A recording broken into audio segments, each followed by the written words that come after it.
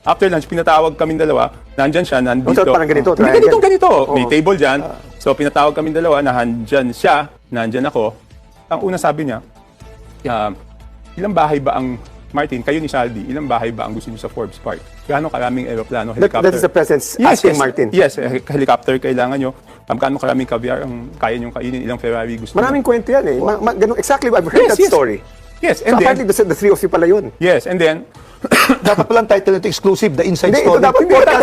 Hindi, ang story nito, podcast with Bongbong, Toby, and Martin. tapos, Oh, grabe yun, tapos grabe yun. doon niya sinabi na, What was the response of hindi, Martin? ang sabi niya, alam mo Martin, wala akong natatanggap. Yun. Okay, puntahan muna natin, sabi niya. Tatlo raw sila magkausap. Si Bongbong Marcos, dumating, andyan si Chanco at si Martin Romualdez, yung kanyang pinsan na dating speaker. Ilang Ferrari ba gusto mo? Ilang helicopter ba ang gusto mo? Ilang bahay ba sa Forbes Park ang gusto mo? At ang sabi, alam nyo, wala akong natatanggap dyan. Maliwanag po ito, tambaluslos. Kasi nasabi na ito ni Chanco before. Pero inulit muli. At ako hindi naniniwala na itong si Chanco ay hindi pa rin konektado kay Bongbong Marcos. Meron pa rin connection yan. Okay? Kung posibleng lumalaro si Chanco, pero may go signal pa rin ni Bongbong Marcos yan para ilaglag kasi obserbahan nyo lang to si Chanco. Yung sinasabi niya ngayon, sinong makikinabang? Si Bongbong Marcos, di ba? Parang sinasabi niya, ako wala akong kupit. Ikaw, Martin, ang dami mong kupit. Anong lumalabas sa publiko? Anong sinasabi nito si Chanco? Anong lumalabas? E di pinapalabas niya, ang talagang mastermind ay si Tambaluslos lang. At si Bongbong Marcos, malinis. Gago lang ang maniniwala sa sinasabi ni Chanco na yan. Pwede bang makakagalaw yun? Makakagalaw lang basta-basta si Tambi? Sino bang naglagay dyan? Bilang speaker. Hindi po pwedeng walang kamay mo yan, Bongbong Marcos. Kaya sabi ko, posibleng naglalaro din to si Chanco, pero mayroon pa rin go signal yan para siraan si Romualdez, para ilaglag si Romualdez. Kaya nga ikaw, Tambi, nilalaglag ka na. Dapat sagutin mo to kasi itong drama ni Chanco na ito, tinatanong, nakakapagtaka, bakit hindi sumagot si Tambaluslos? Hindi ko alam kung hindi lang kinakwento ni Chanco yung sagot. Posibleng sinabi ni Tambaluslos, sige, eto na sa'yo para may Ferrari ka rin. O eto na sa'yo para meron ka rin sa Forbes Park. O eto sa'yo para meron ka rin sa helicopter. Ayos na tayo. Posibleng hindi lang kinuwento ni Chanco, pero posibleng nangyari yun. Pero walang loko-loko maniniwala na hindi nagkaroon si Bongbong Marcos doon. Dapat maging handa at bukal sa loob ni Pangulong Marcos na ialay ang ultimate sacrifice. Ito ang matapang at mabigat na pahayag na bumungad sa pinakabagong kolum ni retired Marine Major General Edgard Arevalo, dating spokesperson ng Armed Forces of the Philippines. Sa kanyang sanaysay sa pinamagatang The Ultimate Sacrifice, hindi na napaligoy-ligoy si Arevalo sa paglalatag ng kaniyang konklusyon. Ang kasalukuyang krisis ng tiwala sa pamahalaan ay hindi na umano mariresolba ng pahayag, press conference o mga komisyong walang pangil. Mga malalaking isda, malaya pa rin. Bakit nananatili pa ring malaya ang mga itinaguriang big fish sa likod ng malawakang flood control scandal, habang ang karaniwang Pilipino ay umaasang may mananagot bago pa man matapos ang nakaraang taon? Samantala, ang mga sangkot ay tila nagdiwang paumano ng Pasko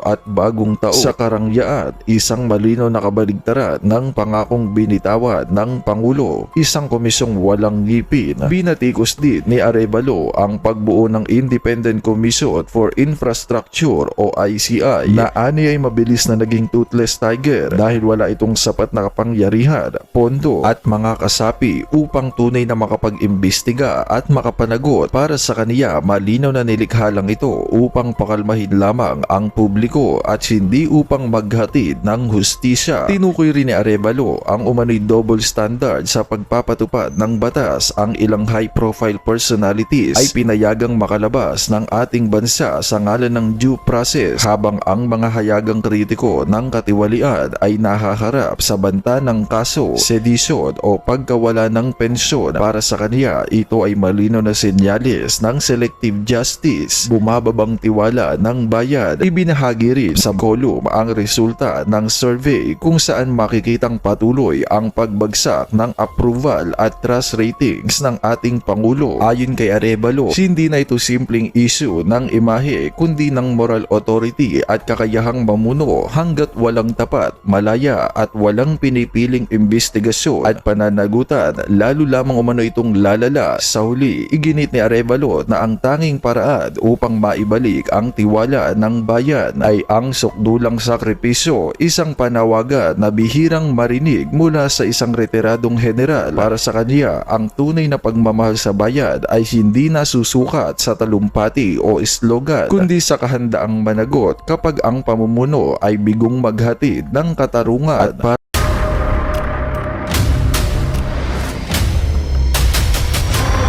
Bago tayo mag-umpisa, baka pwede nyong i-like ang video na to. Malaking bagay ang like sa aming mga content creators. Maraming salamat po.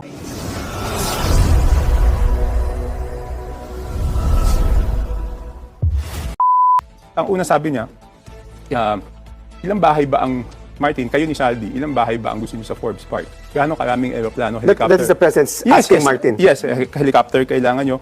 Gaano karaming caviar ang kaya nyong kainin, ilang Ferrari gusto Maraming niyo? kwento yan eh. Ganun, exactly, I've heard that story. Yes, So and then, apparently, the three of you pala yun. yes, and then, Dapat palang title nito exclusive, the inside Hindi, ito story. dapat podcast. Hindi, ang story nito, podcast with Bongbong, Toby, and Martin. tapos, Oh, grabe yun, tapos grabe yun. doon niya sinabi na, Oh, what was the response of hindi, Martin? ang sabi niya, alam mo Martin, wala akong natatanggap. Yun. Okay, puntahan muna natin, sabi niya. Tatlo raw sila magkausap. Si Bongbong Marcos, dumating, andyan si Chanco at si Martin Romualdez, yung kanyang pinsan na dating speaker. Ilang Ferrari ba ang gusto mo? Ilang helicopter ba ang gusto mo? Ilang bahay ba sa Forbes Park ang gusto mo? At ang sabi, alam nyo, wala akong natatanggap dyan. Maliwanag po ito. Tambaluslos. Kasi nasabi na ito ni Chanco before. Pero inulit muli. At ako hindi naniniwala na itong si Chanco ay hindi pa rin konektado kay Bongbong Marcos. Meron pa rin connection yan. Okay? Kung posibleng lumalaro si Chanco, pero may go signal pa rin ni Bongbong Marcos yan para ilaglag kasi obserbahan nyo lang to si Chanco. Yung sinasabi niya ngayon, sinong makikinabang? Si Bongbong Marcos, di ba? Parang sinasabi niya, ako wala akong kupit. Ikaw, Martin, ang dami mong kupit. Anong lumalabas sa publiko? Anong sinasabi nito si Chanco? Anong lumalabas? E di pinapalabas niya, ang talagang mastermind ay si Tambaluslos lang. At si Bongbong Marcos, malinis. Gago lang ang maniniwala sa sinasabi ni Chanco na yan. Pwede bang makakagalaw yun? Makakagalaw lang basta-basta si Tambi? Sino bang naglagay dyan? Bilang speaker. Hindi po pwedeng walang kamay mo yan, Bongbong Marcos. Kaya ang sabi ko, posibleng naglalaro din to si Chanco, pero mayroon pa rin go signal yan para siraan si Romualdez, para ilaglag si Romualdez. Kaya nga ikaw, Tambi, nilalaglag ka na. Dapat sagutin mo to kasi itong drama ni Chanco na ito, tinatanong, nakakapagtaka, bakit hindi sumagot si Tambaluslos? Hindi ko alam kung hindi lang kinikwento ni Chanco yung sagot. Posibleng sinabi ni Tambaluslos, sige, eto na sa'yo para may Ferrari ka rin. O eto na sa'yo para meron ka rin sa Forbes Park. O eto sa'yo para meron ka rin sa helicopter. Ayos na tayo. Posibleng hindi lang kinuwento ni Chanco, pero posibleng nangyari yun. Pero walang loko-loko maniniwala na hindi nagkaroon si Bongbong Marcos doon. Huwag na tayo maglokohan. Huwag nga natin gawing gago mga Pilipinas, ay mga Pilipino. Huwag natin gawing tanga. Kaya dapat ikaw, Tambaluslos, nilalaglag ka ng harap-harapan. Sabihin mo na rin ang katotohanan. Hindi ka sasagot. Pag hindi ka sumagot sa sinasabi nitong si Chanco, guilty ka. Ganun kasimple. Pinipilit kang tinatago ng nila Boying. Di ba parang nilalayo sa'yo. Pilit nilalayo sa'yo nila Ping Lacson, nila Soto. Tapos bigla kang ilalaglag ng presidente. Ilalaglag yan. Sinasabi, oy, si Tambalos, yung pinsan ko lang ang may problema. Ako wala. So it's your time magsalita. Kasi hindi talaga titigil ang tao hanggat walang big fish. Kaya sabi ko, habang may panahon ka pa, Romualdez, maniwala ka. Sooner or later, ilalaglag ka. Hindi lang natin alam kung gaano katagal. Pero, ilalaglag ka. Unahan mo na. Diyan. Wala akong nagagawa, then tinuloy na niya. 2 taon na ako dito, wala akong napapagawa. Dahil kayo ni Saldi, kinukuha niyo yung pera ng Congress. Paano may mapapagawa si Bongbong Marcos wala namang talagang alam yun? Di ba? Totoo naman Oo. Nagnanakaw lang ng proyekto yun. Nilalakaw niya lang yung mga proyekto ni PRRD. Yung mga tulay ni PRRD, ninanakaw lang niya. So he knew. Yun ang sinabi niya. Tapos may listahan siya nung mga kinuha niya yung cellphone, may listahan siya ng flagship projects na dinagay sa program.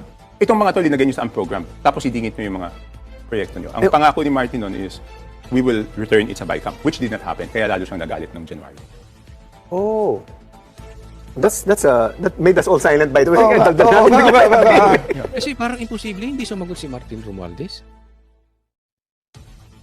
Ganun lang yun? Walang pakinabang si Bongbong Marcos? Nagalit na pala siya kay Romualdez, tuloy-tuloy pa rin nangyayari. Nagalit na siya kay Romualdez, yung investigasyon ngayon hindi napupunta kay Romualdez. Nakikita natin, nahaharang. Ganun ka-stupido yung presidente natin ngayon. Sa bagay, may punto. Talagang stupido. Kasi itong sinasabi ni Chanco, posibleng nagsasabi ng totoo ang presidente dahil stupido siya. Wala lang siya talagang alam, hindi niya na-control. O talagang kasabwat siya nagsisinungaling. Ako, mas naniniwala akong kasabwat siya. Hindi po pwede. Hindi talaga po pwede. Tanga lang siya. Nalaman nga niya, ba't meron ba siyang ginawa? Meron ba siyang intentional na ginawa para mahinto ito? Wala, nagkuda-kuda lang siya Hanggang ngayon, ang gulo ng investigasyon niya. So when the anomalies were Wag po natin kakalimutan, even yung anak niya, kasamahan ni Romualdez. Imposibleng wala din yung anak niya. Imposibleng hindi nakinabang yung anak niya na si Sandro. Sila nga ang tinaguriang pork barrel kings. Mas malaki pa ang pork barrel di umano ni Sandro. Pumapangalawa lang. Isipin mo, number 1, anak mo, number 2, pinsan mo. Tapos wala kang alam. Ano yun? discovered, how did the president react? When the ghost projects were discovered, or went out to media, or may mga nagpa-interview na very lavish lifestyle, how did the president actually reacted to this situation? Did he look at Congress or Martin as the culprit, or paano ba? Hindi, kasi nung yun, nangyari yun November, di ba? Okay. November, so galit na galit siya. Then, hindi pa rin napasok doon sa BICAM. So parang, di ba nangako ka na Toby, did you ibabalik realize? mo, tapos hindi mo binalik, doon na talaga, I think. Toby, do you realize that you can be summoned to be a witness to any criminal prosecution against Martin? Okay lang, totoo. I mean, the problem is, when I'm asked a question, I cannot lie. Di ba? I cannot lie. I mean, hindi ko naman ito kinikwento openly. The reason I was forced to this, di ba, lagi kong sinasabi pinagalitan. Pero yung detalye, napilitan lang akong ikwento. No, I did not want to discuss it because kung nahandyan ka, parang isip ko nga nun, bakit pa ako sinama dito? Hindi na lang kayong dalawa mag-usap, di ba? Kasali. Okay. Exactly. Tama yung sabi niya. Bakit hindi na lang kayo mag-usap? Ako nagtataka lang din dun. Bakit? Papagalitan lang pala, isinama pa si Chanco. Or, next question, bakit ikaw, Chanco, ang napili niya na nasa harap para pagalitan si Tambaluslos, yung kanyang pinsan? Ang pinakadahilan niyan, naglilinis kamay. Gusto lang niya ipagmalaki na ako malinis, yung pinsan ko lang ang magnanakaw. Sinadya niyang iparinig sa'yo. Pwede namang sila lang magkausap At bakit ikaw ang pinili? Posible ikaw matapang magsasalita. Posible ikaw hindi mo kursunada talaga si Tambaluslos at mas ang loyalty mo ay na kay BBM. Pero isa lang ang bottom line niyan. naglilinis, naghuhugas ng kamay si Bongbong Marcos. Yun lang po yun. O, next topic po tayo. O, pag-usapan natin ito, ang daming pinagtatatanggal ng mga undersecretary, mga nasa DPWH. O, tingnan po natin, pag-usapan natin to, bigyan natin ng komentaryo. Pwesto ang DPWH Regional Director ng Ilocos Region na si Ronel Tan. Dahil pa rin sa flood control scandal, kasama niya ang 7 pang opisyal na inalis at iimbestigahan ng ahensya. Ang detalye sa agenda report ni Ian Maghanoy. I will be announcing changes in starting with the regions and some districts today. No? And the first announcement I will be making is the relief of 4 regional directors. We are officially relieving today for various reasons, no? Specifically because there are ongoing investigations here, which I cannot fully disclose to you. But suffice it to say, we are investigating a lot of people in the department.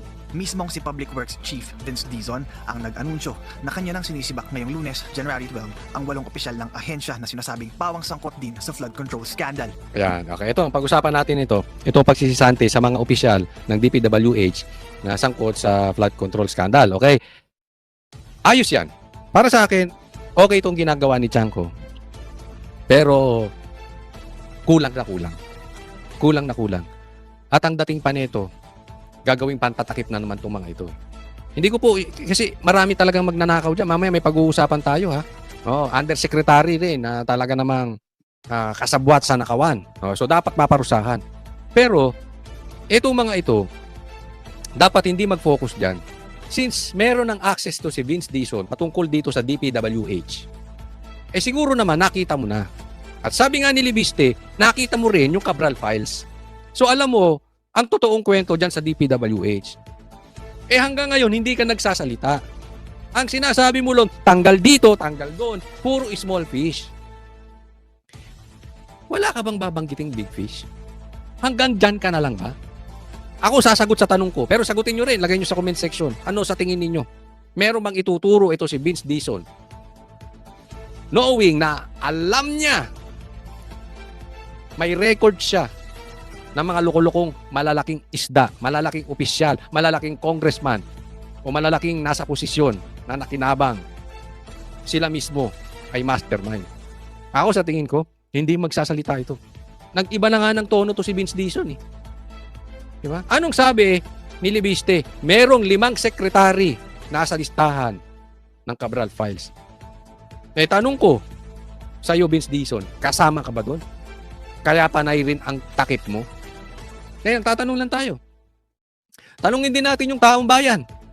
Baka yung taong bayan, alam ninyo, sino tong 5 sekretary? Nakaupo pa raw.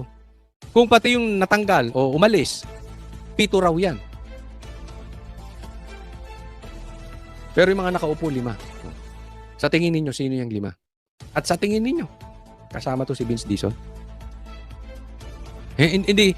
I'm very disappointed kay Vince Dizon. Ang ganda ng simula niyan. Akala ko naman seryoso. Ngayon, hindi lang siya kasing garapal magtanggol gaya kay Pinky Lacson at kay Tuta Soto. Pero yung paglihis, sabi nga ni Libiste, di ba, nakakaawa to. Hindi naman siya makipagsinungaling, pero hindi siya makapagsalita ng buong katotohanan. Di ba parang ganun din yun? Pag nagsalita ka, halimbawa, sasabihin mo, ay, magnanakaw si engineer. Pero alam mo namang nagnakaw din. Halimbawa lang to, alam mo namang nagnakaw si congressman. Nagnakaw din si secretary. Nagnakaw din si presidente. Na example. Pero ang lagi mo sinasabi, nagnakaw si engineer lang. Di ba kasinungalingan yun? Bagamat totoong nagnakaw si engineer, half truth. O baka 10% of the truth lang yung kinikwento mo. Para sa akin, kasinungalingan din yun. Dahil inuumit mo yung importanteng dapat nalalaman ng taong bayan. Isa rito si Ilocos Public Works Regional Director Engineer Ronel Tan, ang asawa ni Quezon Province Governor Helen Tan, ang mag-asawang multi-awarded engineers ng ahensya noong 1994, 1995 at 2008. Si Ronel Tan rin ang may questionableng 570 million pesos worth of super substandard flood control projects sa La Union na una ng eksklusibong isiniwalat ng Bilyonaryo News Channel noong nakaraang buwan. Mga alegasyong itinanggi rin ni Tan.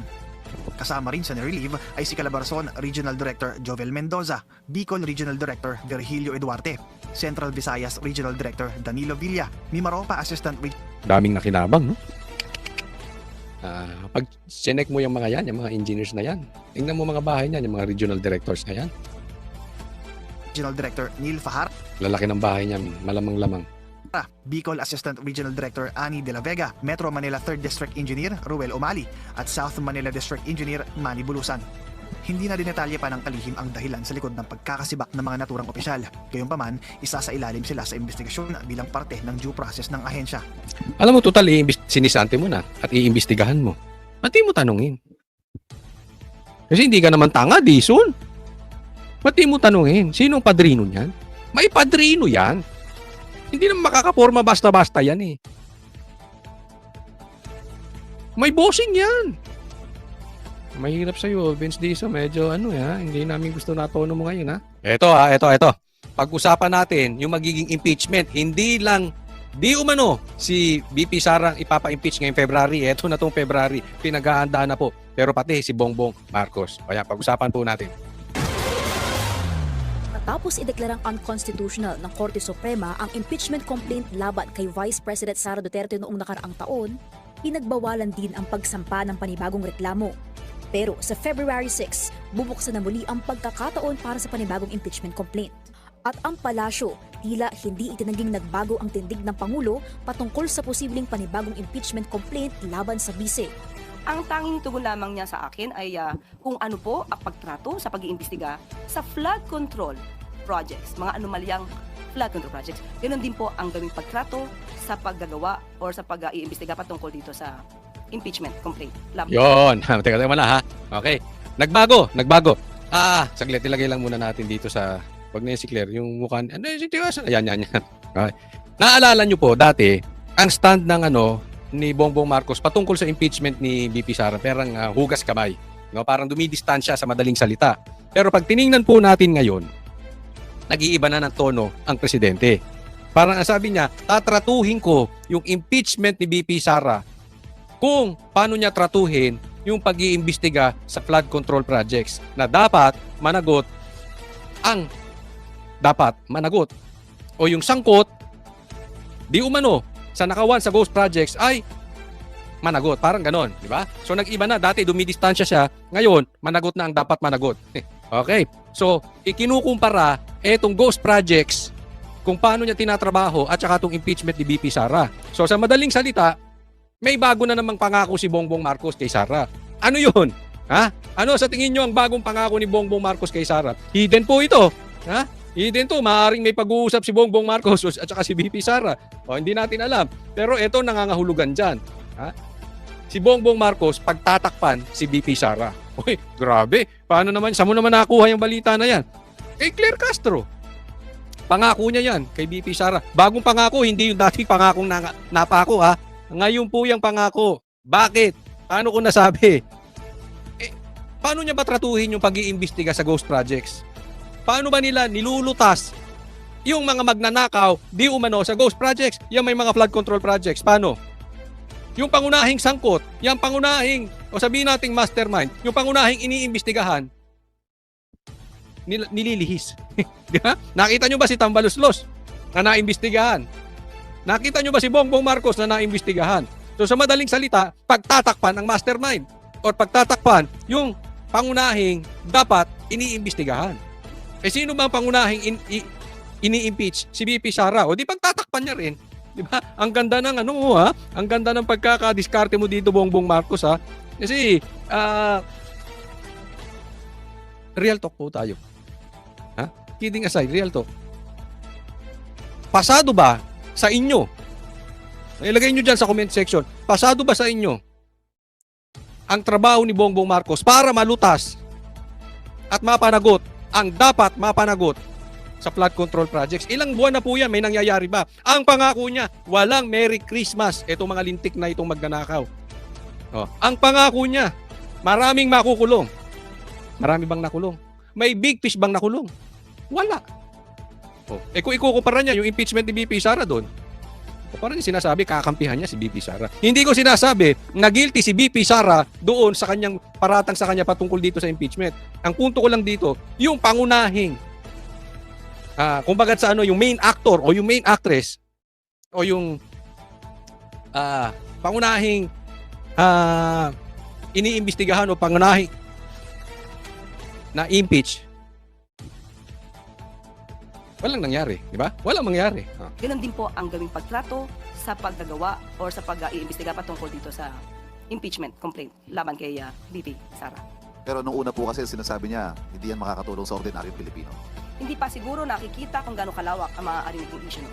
Paliwanag ni Yuse Castro, layo ng Pangulo na managot ang mga dapat na managot at igagalang daw nito ang reklamo laban sa bise at ang proseso nito batay sa mga ebidensyang mailalatag. Humanda ka, Bongbong Marcos. Maniwala ka. Humanda ka. Makukulong ka. Antay mo lang, ha? Kaya ito si Bongbong Marcos, in my opinion, hindi niya bibitawan yung pagkapresidente. Kung sa tingin niya ay hindi siya mananalo, hihimurin din ito yung puwet ng kakampuwet.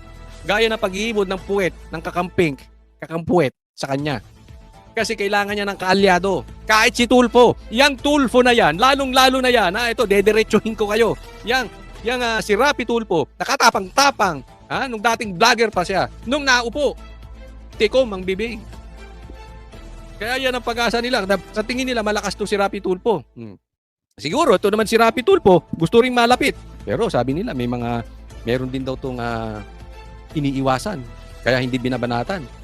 Ang mga flood control projects. May iniiwasan siya na baho na lalabas. Yan ba yung mga babae? Hindi ko alam. Yan ba yung pagkakaugnayan nila doon sa kayap? Hindi natin alam. Bukod kay VP Sara, kamakailan ay may umuugong din na balitang posibleng pumaharap din sa isang impeachment complaint si PBBM. Iyan ang magandang usapin. Okay? Magkakaroon di umano ng impeachment kay BBM.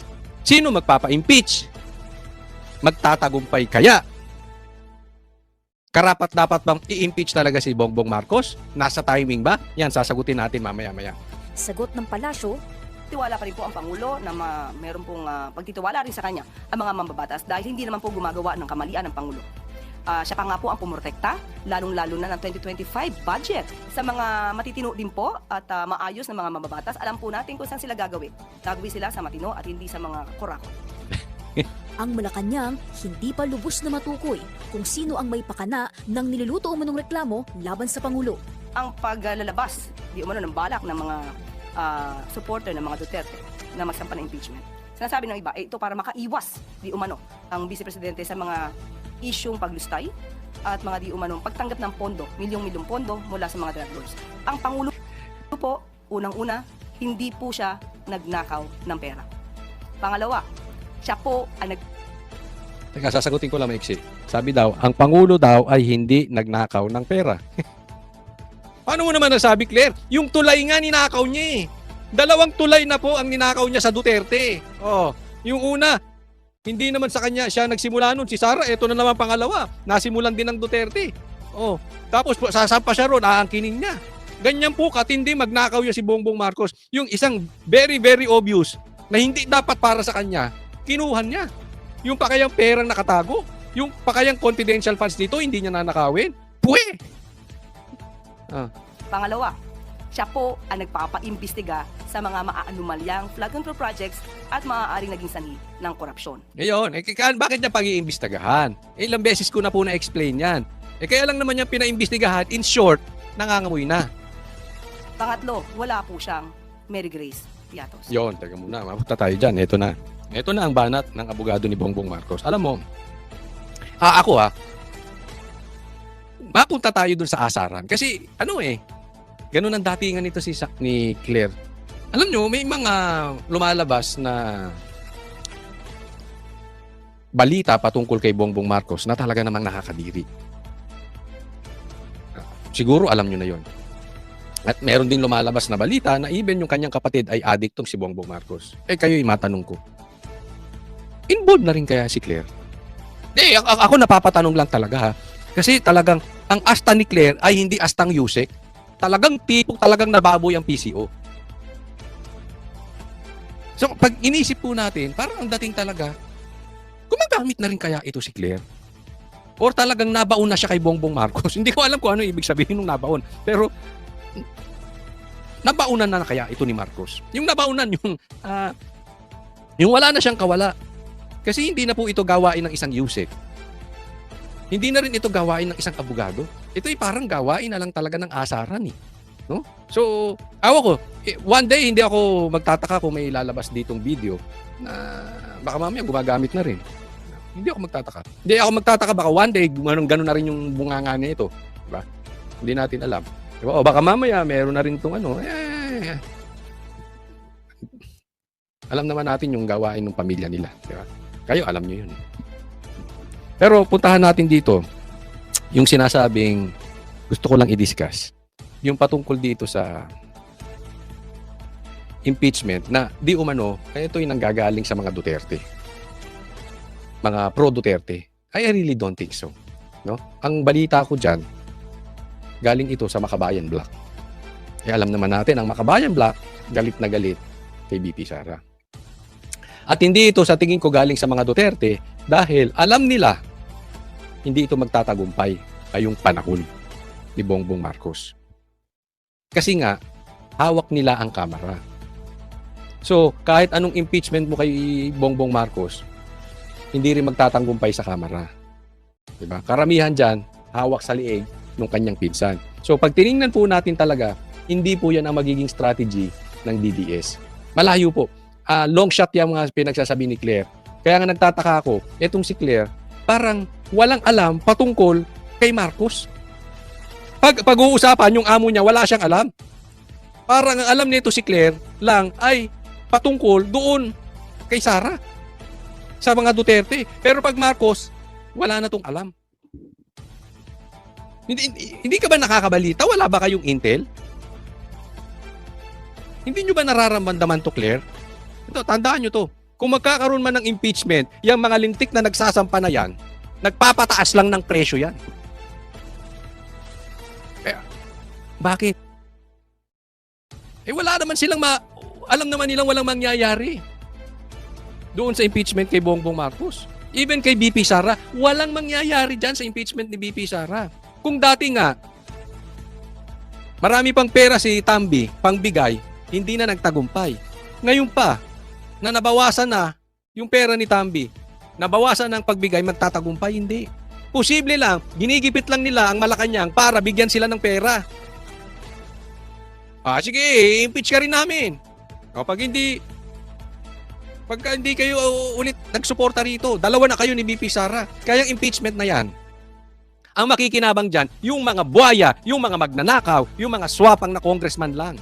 Even si Chanco sinabi, merong bigayan dyan. At eto na naman, gusto na naman nilang tumanggap ng pera.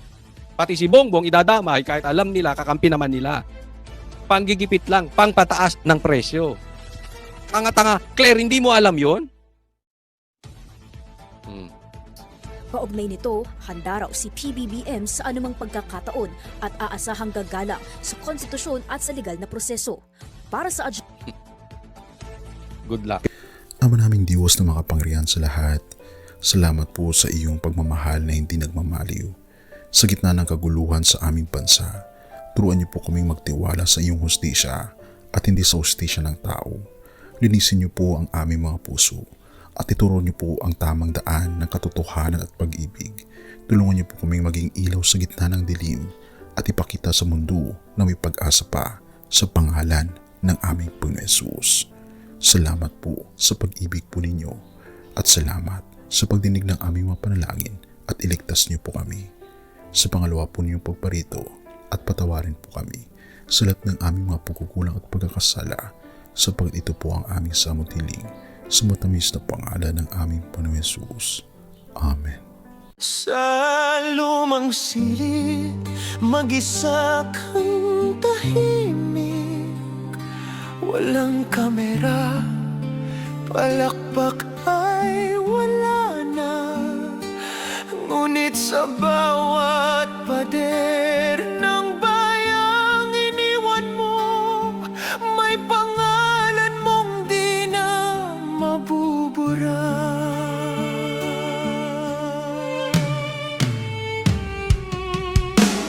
Minsan kang naging balik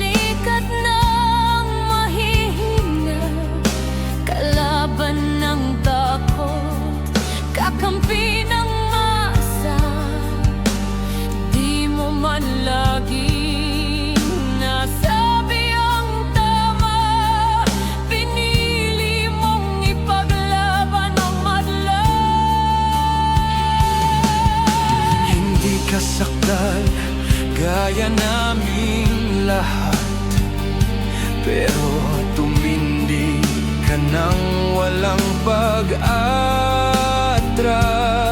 At ngayong pagod ka na, tatay, kami naman ang sasalo ng bawat bigat.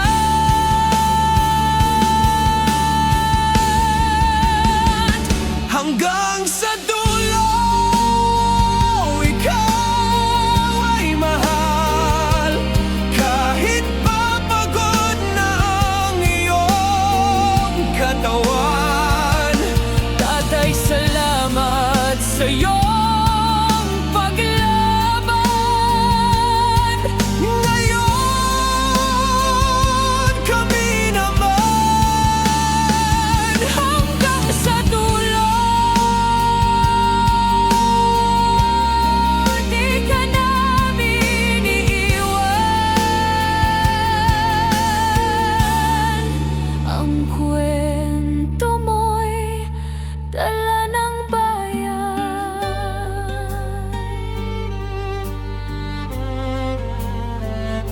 Tahimik ka na sa mga batikos. Wala nang tugon, wala nang galit.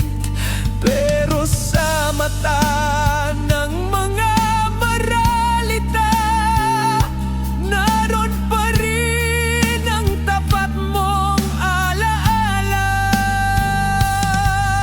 Marami mang di nakaintindi, marami pa rin ang di nakakalimot. At ngayong wala ka ng kapangyarihan, tatay, ang magtatanggol sa'yo ay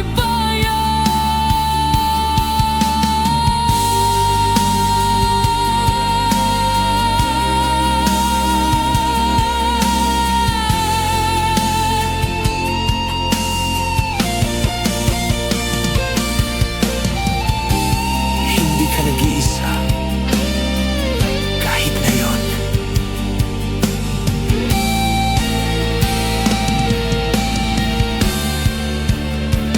Hanggang sa dulo, tangan ka pa rin sa puso ng batang minsan mong pinakain. Hanggang sa dulo, di ka nag-iisa. Ang dasal ng bayan ay sa'yo pa rin. Tatay, kami naman ang lalaban sa ngalan mo, sa alaala mo. Hanggang sa dulo, dalangin ka ng puso ng masa.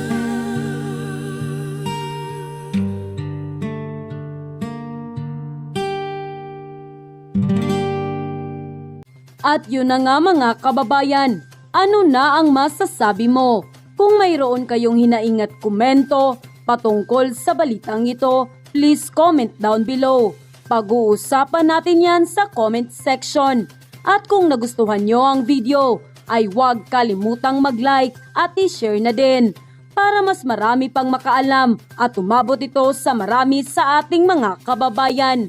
Maraming salamat po. Mabuti pa ang sardinas, may label. Eh tayo, wala. Oo nga pala. Nay, ito na yung bayad ko sa isa, ano? O, kunin mo yung isa.